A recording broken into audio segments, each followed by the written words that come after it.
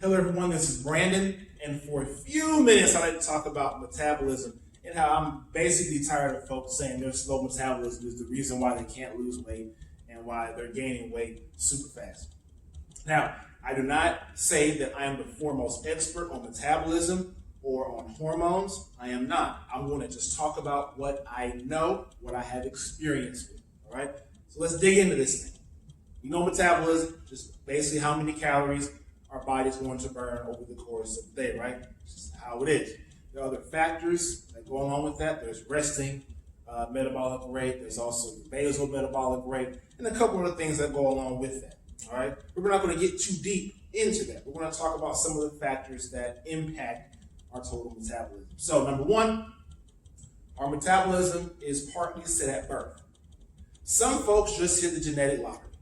Some folks can eat a whole cake and not gain a pound. Some folks like myself can just smell dessert and gain 10. It is what it is. There's nothing I can do about that. It was set at birth. It's genetic. It is what it is. And so everybody's metabolism is their metabolism. Some might be a little bit faster, some may be a little bit slower, but it's your metabolism. All right? Now, there's some other factors that may go along with that as far as disease processes and hormones, which we'll get into in a few minutes, but your metabolism is your metabolism. All right? Next, number two, metabolism is very adaptable. All right? So, someone who is 200 pounds, that person decides to lose a little bit of weight, they lose 50, their metabolism is going to change. And somebody may be saying, that's not fair. Why? Oh, I'm telling them to say the high. No, I don't like that. Well, think about it this way. At 200 pounds of being in worse shape, it takes more energy to move you around. It takes more energy to breathe. It takes more energy to do anything. Now that you've dropped 50 pounds and you've done your cardio and your heart rate is this, that, and the other, it takes less calories to move you around up and down steps. It takes less calories for you to breathe when you're either exercising or just walking in general. All that means is that your metabolism is adaptable. You're in better shape, so your body needs less calories, burns less calories doing the same thing. That's not a bad thing. That's a good thing. That just means you can't eat as many calories, which is where that, people don't like that aspect, all right?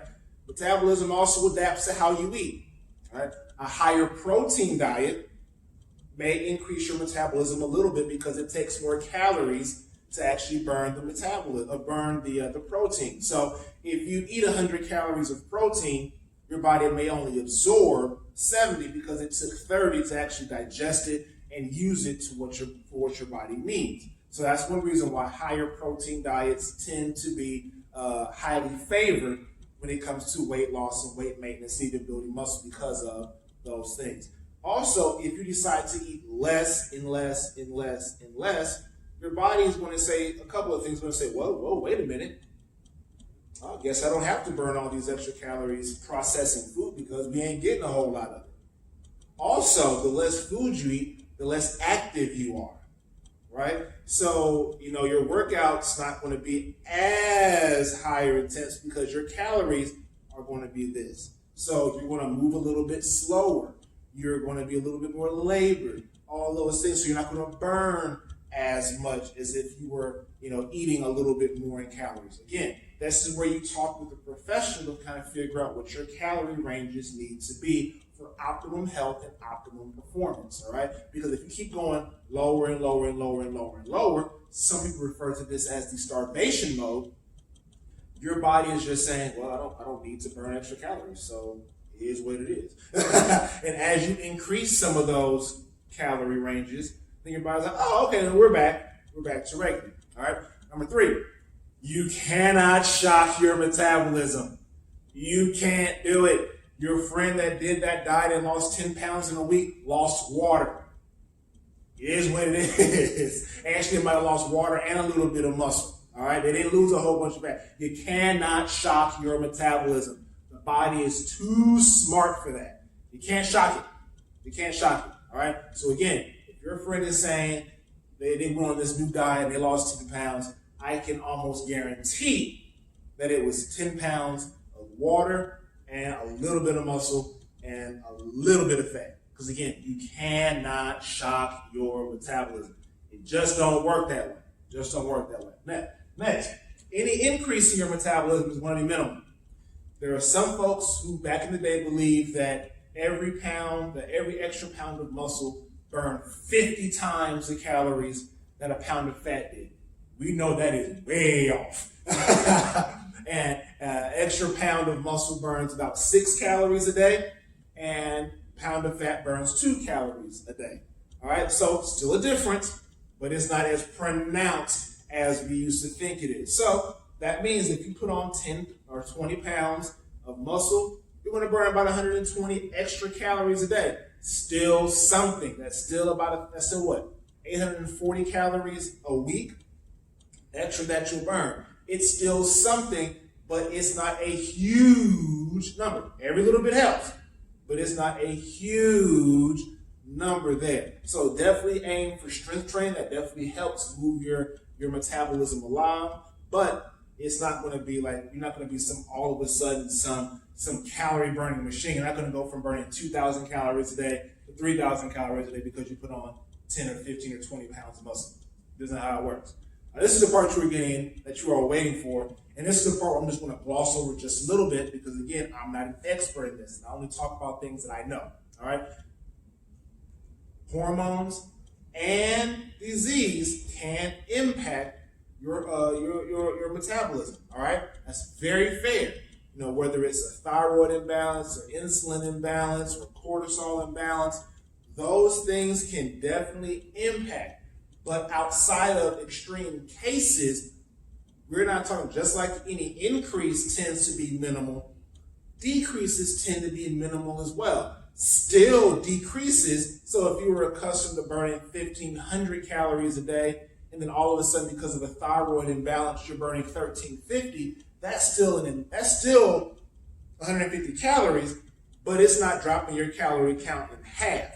And I think a lot of times we overstate what these processes do to us. And so one disease that comes to mind is Cushing's syndrome. I believe that is when our bodies are exposed to cortisol for long periods of time, and that can decrease our metabolism and also put more body fat, around our midsection. These things can impact, but I think a lot of this stuff is overstated. So to wrap all this up, I am not here to blame people for how they are. But one thing that we have to stop doing, stop blaming metabolism. Recognize that sometimes you may just be eating too much and being have too little activity. I'm sorry, but that might be the truth. That doesn't account for societal pressures, environmental things, and food deserts, and all those things. I'm not going in all that. But calories in, calories out works. Whether your metabolism is lower than somebody else's, we can still compensate by eating a little bit differently. You can't blame your metabolism for being slow when you had a 2,000 calorie meal at the Cheesecake Factory. Was it your metabolism that made you do that? Now, if there's more so mind things that we need to talk about, behavioral health things and triggers, most definitely that's a topic for a totally different discussion. But just for the purpose of calorie expenditure and calories that are consumed, calories in, calories out, still works. So if you have any questions about metabolism, you're more than welcome to holler at me through either direct message, through phone, through text, through email, whatever you find that is comfortable. And if I can't answer a question, I will definitely direct you to a professional that I trust that can answer. But this is just what I see in my experience as an everyday health educator and as an everyday trainer. So thank you for taking the time to watch this video, and I'll be talking with you soon.